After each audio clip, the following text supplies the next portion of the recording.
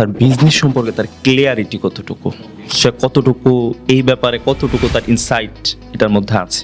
তো ক্লিয়ারিটি বলতে কি, এই যে কিছুক্ষণ আগে যেটা বলা তিনটা জিনিস, সেই অ্যাকচুয়ালি আমি খুঁজি এই তিনটা জিনিস। আমি তারে অনেকভাবে অনেক কিছু জানার বোঝার চেষ্টা করি, বাট আমি বোঝার চেষ্টা করি যে সে তার কতটুকু R&D বা ইনডেপথ রিসার্চ আছে, সেটা হচ্ছে প্রবলেম, প্রোডাক্ট, পার্সোনা, এটা নিয়ে তার কতটুকু ইনডেপথ আছে। এটা হচ্ছে নাম্বার ওয়ান একটা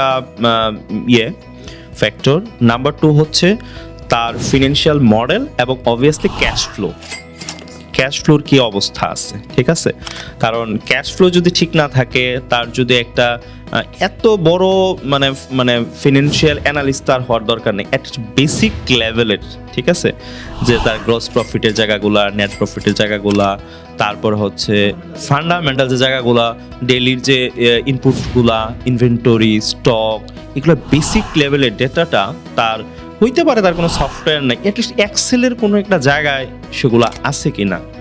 আচ্ছা বুঝলাম, সে যদি এক্সেলেও না থাকে, ট্রেডিশনাল খাতার কোনো একটা জায়গায় সে লিখে রাখছে কিনা, সে তার মাথায় যদি এটা থাকে, পরবর্তীতে এটাকে ট্রান্সফরমেশন করাটা কোনো ব্যাপার না। এই হচ্ছে দুইটা জিনিস। আর তিন নম্বর জিনিস সেটা হচ্ছে তার এখানে টিম, যেটা একদম মানে মিনিমাল হইতে পারে, বাট সেখানের যে টিমের যে জায়গাটা, ওইখানের পিপলগুলা, টিমের যে পিপলগুলার কি সিচুয়েশন,